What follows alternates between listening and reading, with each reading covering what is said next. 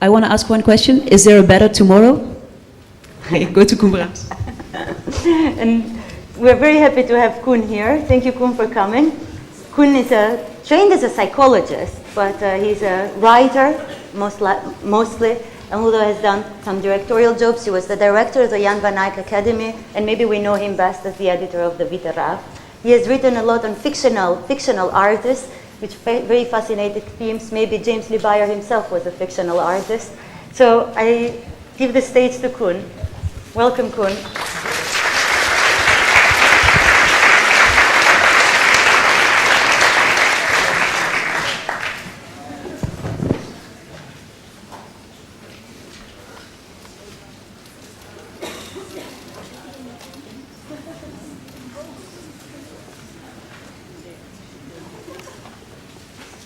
Hello. Hello. Does this mic work? You hear me from the back of the room? No? Okay.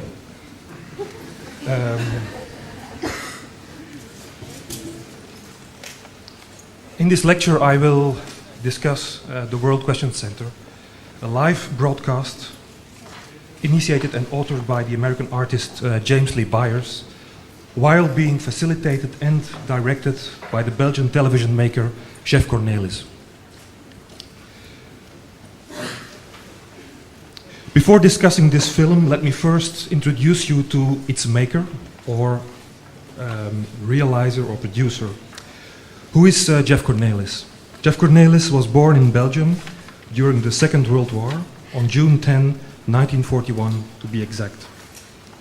He studied at the Film Academy in Amsterdam, a school which was founded in 1958, 1 year before Cornelis arrived there.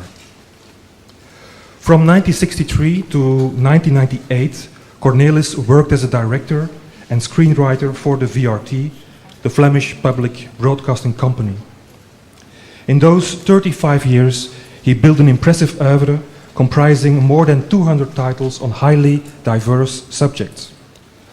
Cornelis has made films about authors, but also about literary events, about artists and exhibitions, about buildings and cities, about politicians and social problems.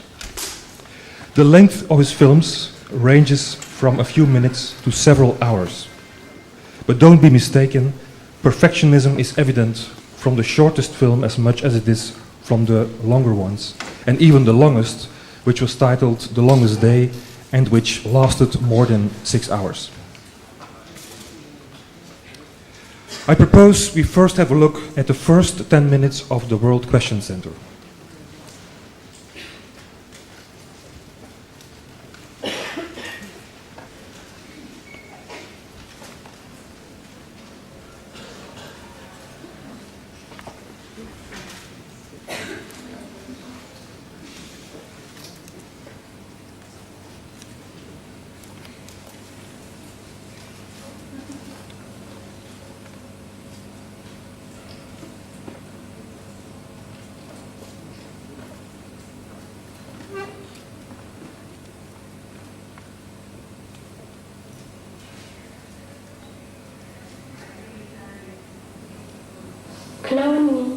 Clone me, C-L-O-N-E-M-E.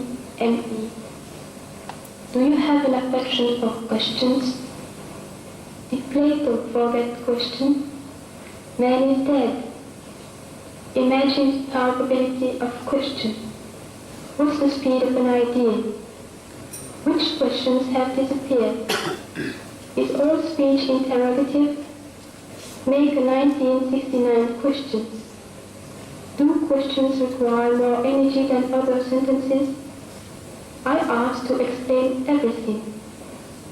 Is a single question the synthesis of you? This question is capable of questioning itself. What questions are you asking yourself? Imagine being possessive of a question. Question is big art. I'll get her question grammar. All questions rise in intonation. Look at public question on the street. Exalting question is surprising. think yourself away. Maybe questions don't exist. Group hello. How to fall in love with a phone call. To present the opportunity of possible response is the exhibition. I'm the self-appointed World Question Center. If you ask for something that doesn't exist, do you deserve it on the intelligence of the request?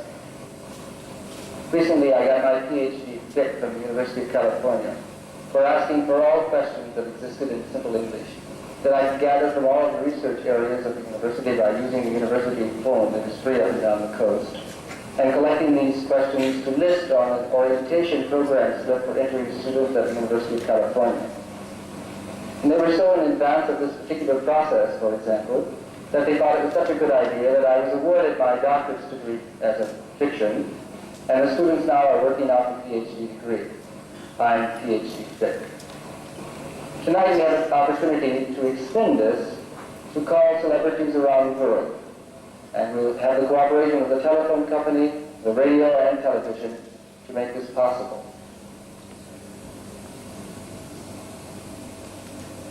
It is equally conceivable that the electric extension of the process of collective consciousness in making consciousness without walls might render language walls obsolescent. Languages are stuttering extensions of our five senses in varying ratios and wavelengths. An immediate simulation of consciousness would bypass speech in a kind of massive extrasensory perception, just as global thermostats could bypass those extensions of skin and body that we call houses. Such an extension of the process of consciousness by electric simulation might easily occur in the 1960s.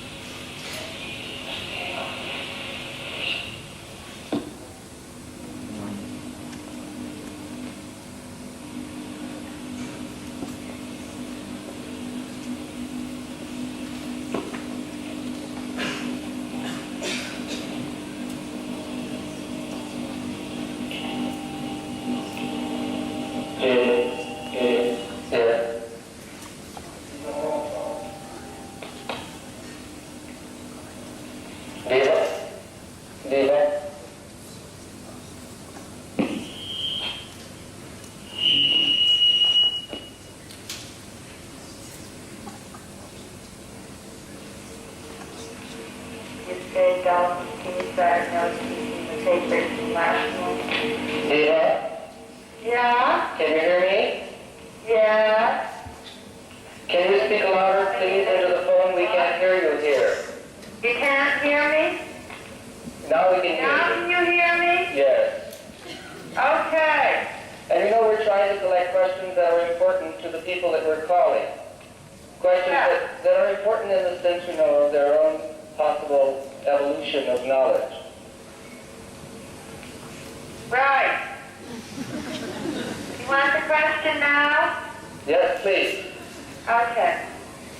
Why are subliminal messages in films now forbidden by the government when we're being brainwashed every day anyway?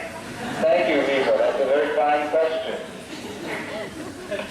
You understand it? Yes, I did. Thank you. Thank you very much. You're welcome. Goodbye. Bye. Yes. Yes.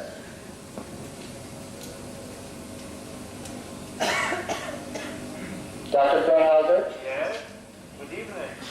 Good evening. As you know, I'm the Self-Appointed World Questions Center, and we're looking for questions, hopefully, that are the synthesis of the person that we're calling, and looking for questions that are really pertinent to them in regards to their own feelings of an evolving sense of knowledge. I wonder if you might offer us a question like that by phone. Well, instead of offering you a question, I can say that you're calling on my right side on a very special day, because today we presented for the second time our film Freedom to Love, which we shot in Holland last June, to the German censorship board, and they were very liberal, very generous, fair-minded, and they passed the film, which has very strong erotic content with only very minor cuts. Yes? For a happy occasion. Yes, well, I'm sorry to ask you, but can you pose a question out of such good fortune? Yeah, I would like to pose the following question. Yes, please. How long will it be before censorship is going to be abolished once and for all in the whole civilized world? Thank you very much. That's a very fine question. That's certainly a lot to think about. That's certainly a lot to think about, isn't it? Very much on our hearts and minds, believe me. Because we don't believe that censorship has any kind of place in a true democracy. Thank you very much. Yeah, and thank you all.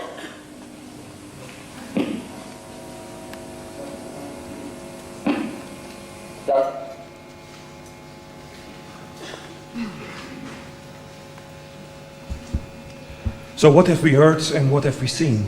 We have seen that the camera introduces us, the public, to James Lee Byars, who is sitting in the middle of a ring of people and who is accompanied by 4 young women, 2 on each side.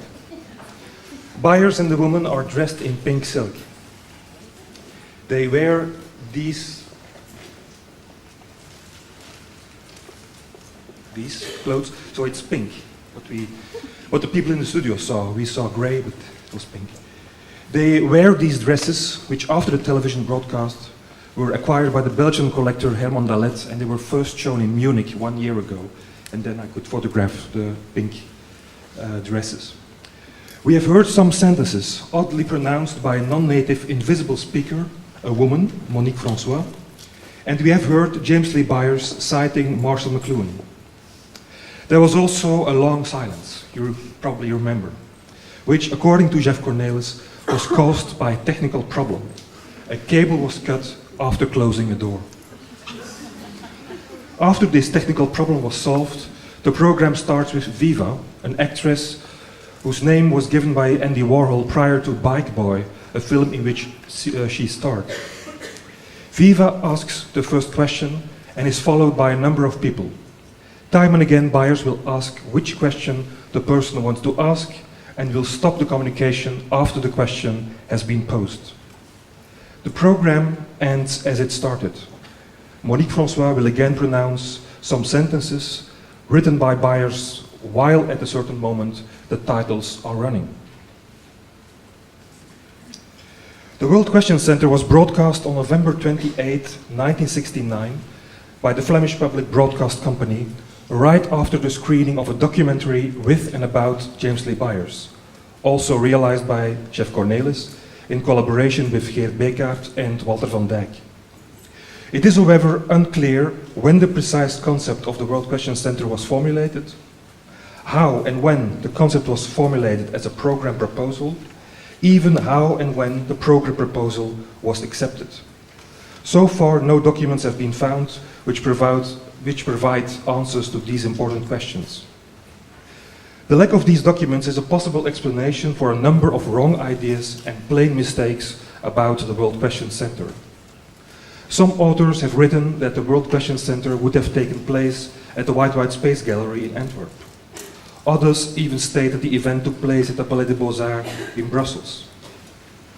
Annie de Decker, director of the White Space Gallery, was involved in realizing the World Question Center. The gallery contributed the only prop which is to be seen in the television program, a large silk cloth. But the World Question Center did not take place in the gallery, but in Studio Number 1 at the premises of the BRT, the Dutch-spoken Belgian radio and television. Another misunderstanding concerns the involvement of James Lee Byars. There is no doubt that he formulated the concept. He even hints at it while being interviewed for the documentary which I just mentioned. He says, and I quote, "How fabulous for the idea of the museum to be a television museum if we still have such a category. How interesting it would be, for example, for Belgium to be able to establish the idea of the presentation of such ideas on television, and since you are planning to build a new museum, it would be very interesting for this country, for Belgium, for example, to do this on an international scale or dimension. Why just Belgium? And that would be a great excitement, I think, for your country to be able to, instead of investing in a building, to invest in television time, in public time." In this intervention, Byars jumps from the traditional place for art, which is the museum, to a less conventional location, television. Here and now, or there and then, before the eyes and ears of the spectators, Byars formulated an idea which could culminate in a television event. In any case, I haven't found any other clue concerning the start of the project yet. So Byars clearly is the initiator of the World Question Center, but the whole organization and coordination was in the hands of television maker Jeff Cornelis, project coordinator Walter van Dijk, and producer Ludo Bekkers. Even as far as the list of the important people is concerned, the people who were asked to participate in the event, Byars was not the only person to propose candidates. The list is composed of names which were suggested by Byars, but also of names which were proposed by Bekkers, Van Dijk and Cornelis. Even the letter with which the people were invited to ask questions was not written by Byars.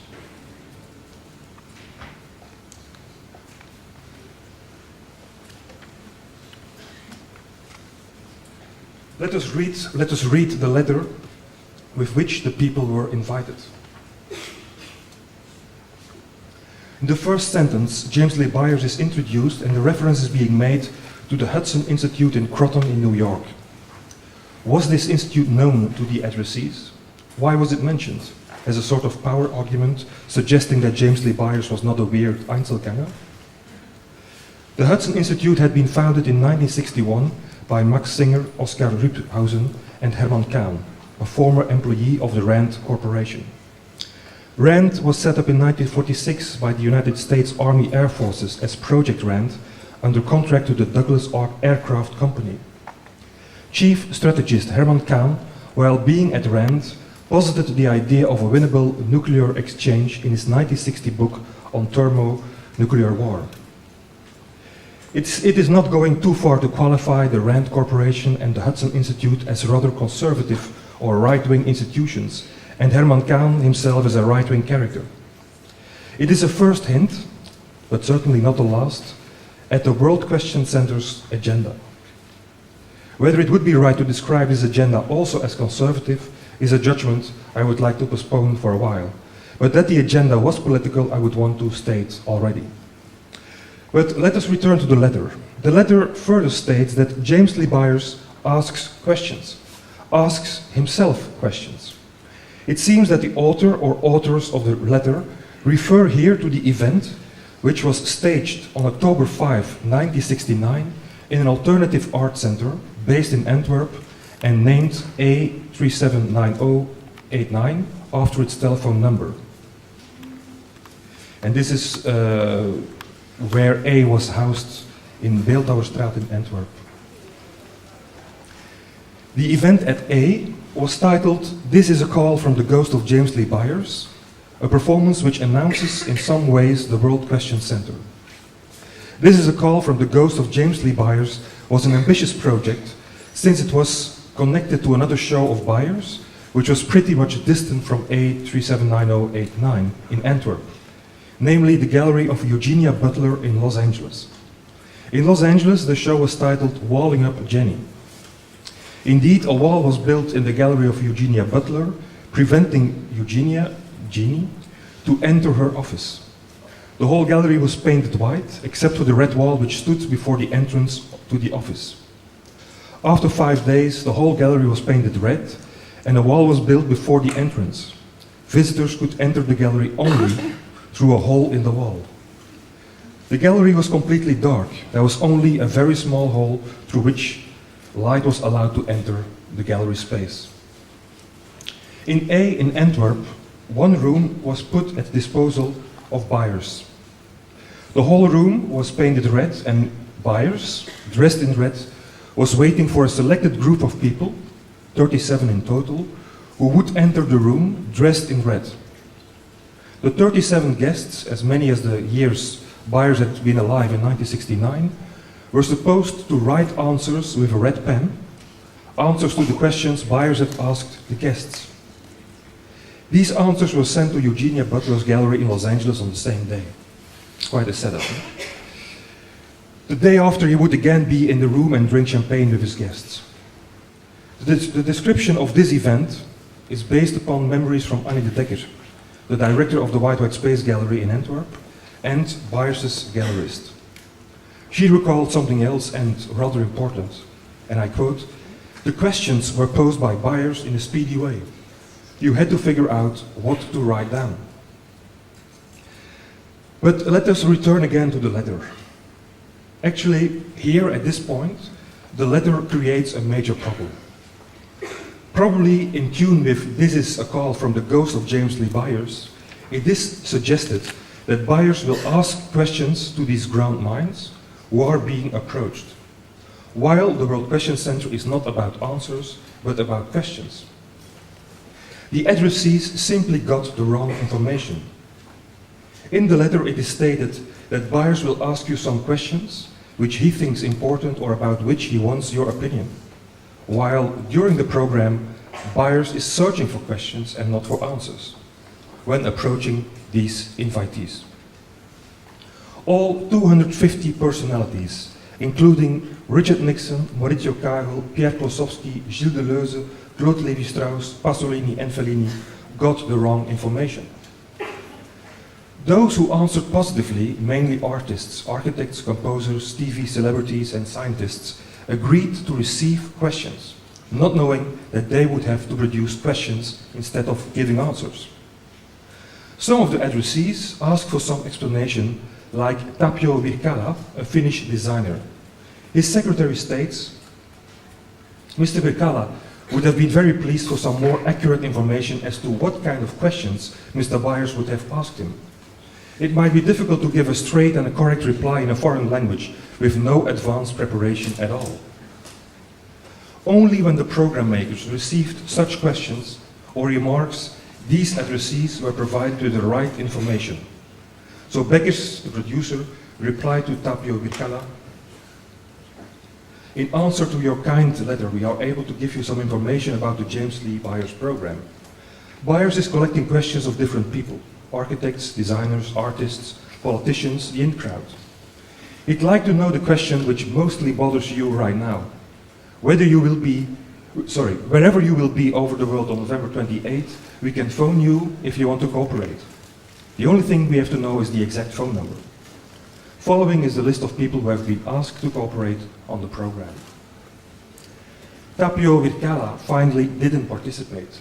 He wrote to Rudolf Beckers that he was dwelling in a place without a road, without a telephone, and without post.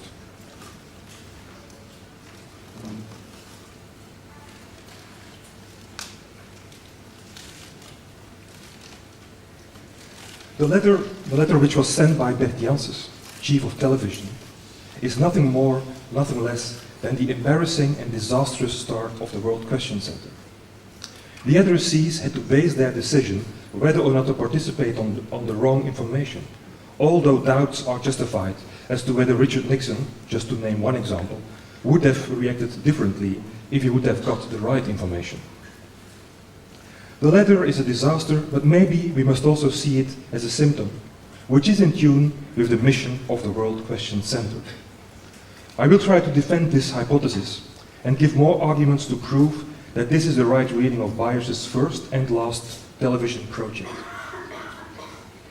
If we judge the World Question Center and we would rely on the first appearances, we might think that the World Question Center is a liturgical event, celebrating the coming together of people, stimulating communication, expanding knowledge through posing questions which might find answers one day.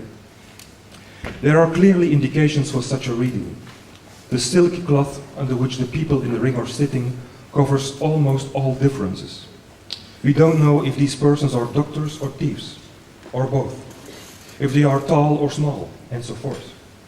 The cloth indeed covers the bodies and erases many clues as far as the identities of the participants are concerned. But faces do inform us. Faces can be political as opposed to liturgical or religious. In this respect, it is absolutely important that James Lee Byars chose one black woman to sit next to him. This choice can be read as a sort of celebration of global understanding of total equality. I would argue the opposite and state that the inclusion of the black woman is a political statement which refers to the fact that equality was far from being reached in 1969. As I said already, Byars was pretty much involved in and informed about the Belgian situation. When being interviewed by Geert Beekaert for the documentary, which was realized by Jeff Cornelis, he not only hints at a so-called television museum, he is also aware of plans to build a new museum in Belgium. So he's informed about the situation in Belgium, that's my point. And Byars knew also very well the program of the Alternative Art Center A379089.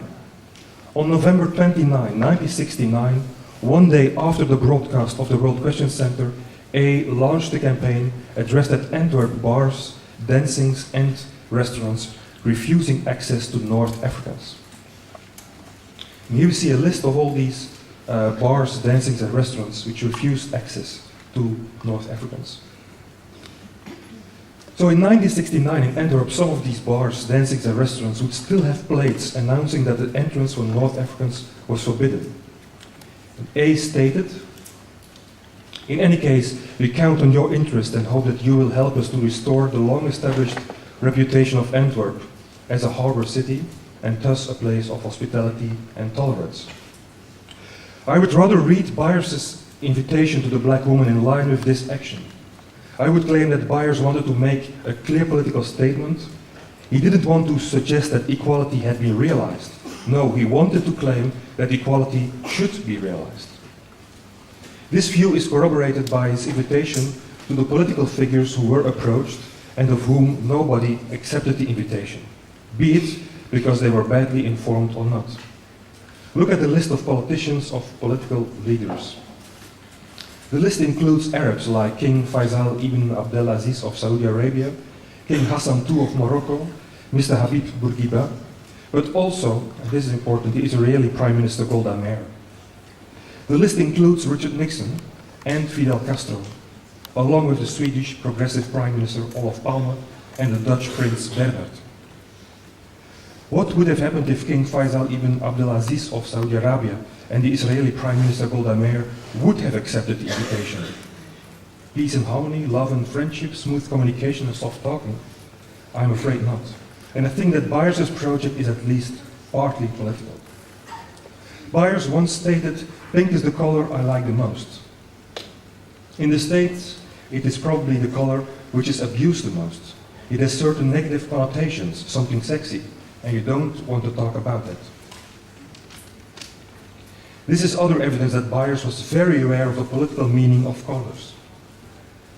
Actually, the whole setup of the World Question Center triggered the participants to bring forward highly political and/or controversial issues. As we have heard already from Viva, who talks about media that brainwash, and Dr. Eberhard Kronhausen, who wants to know when censorship will be stopped.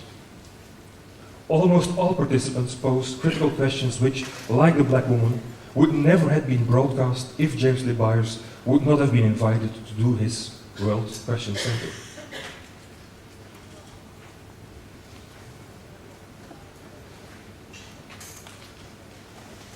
So, let me give some more examples.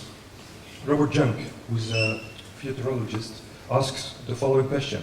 I wonder what we could do to free imagination, to remove the blocks on imagination in people and in society in general. Luciano Berio, composer, why can't we have peace? And Joseph Beuys, the only person who speaks another language than English, says the following, and maybe you can better read it. Ich meine, dass es in der Zukunft notwendig ist, dass die Informationsebene von der Machtgrube befreit wird und dass freie oppositionelle Gruppen Sendezeit haben in dieser Informationsebene. Almost all invited questioners have used the opportunity of a live broadcast set up by an artist to launch these critical and/or political questions.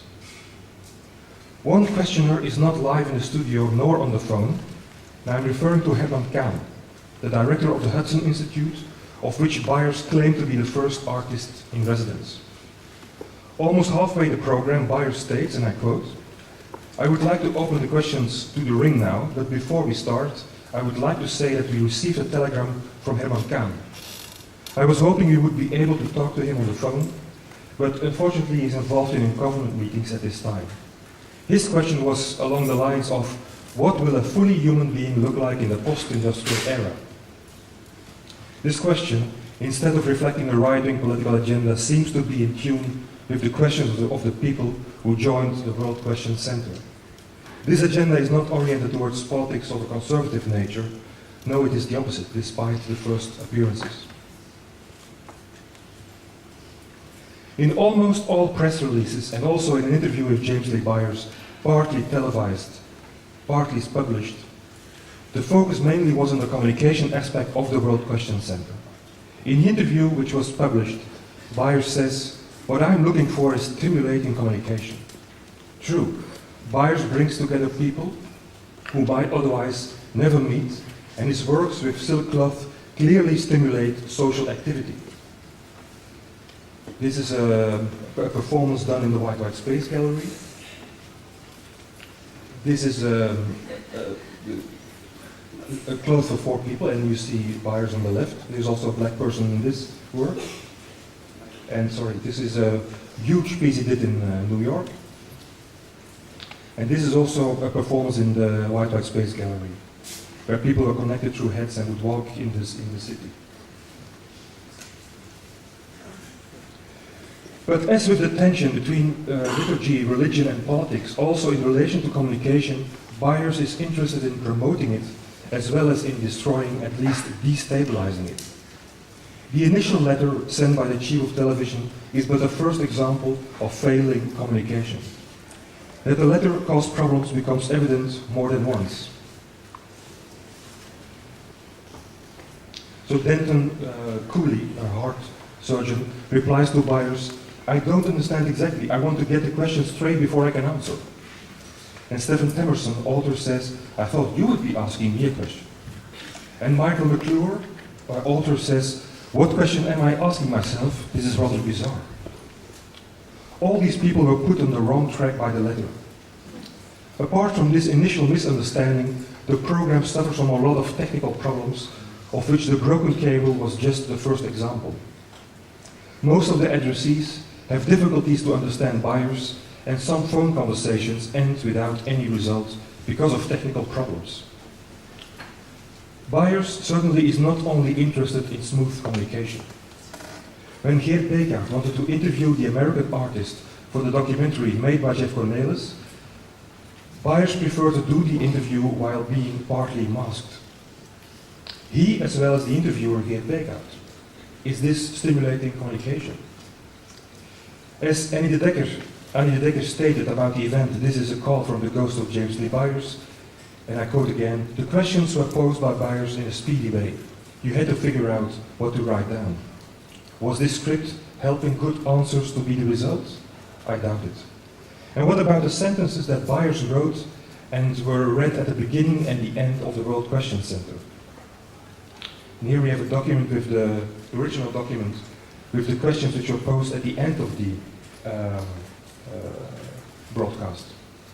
One of the sentences goes like this: communication, ho ho. Other sentences run like this: question bully. I can repeat the question, but am I bright enough to ask it? And how does he question and how does he eat? These are sentences which rather deconstruct the project of communication than that they are excellent examples of bringing it to a higher level. Actually, the whole setup of the World Question Center, the combination of three important communication devices, television, radio and telephone, can be read as a way to make communication rather impossible than possible. In this sense, the wrong letter with which the project was started was rather the right than the wrong beginning of the World Question Center. Thank you.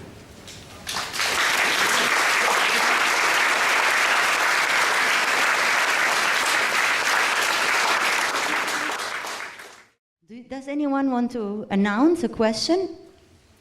I see here, we're very happy to have Ben Zeggers as well, who is, as probably all of you know, is the director of the Bachelor Studies at the Rietveld Academie. Okay. You know him? Ben, do you want to stand up maybe, or you want to prefer to sit? That might be a good question for this afternoon. Do you know me? Okay, shall I come up? Yes. Okay. Come here. I do have a question, and it sounds like this. How come everybody has to do everything over and over again all the time? Thank you so much You're welcome. for the good question.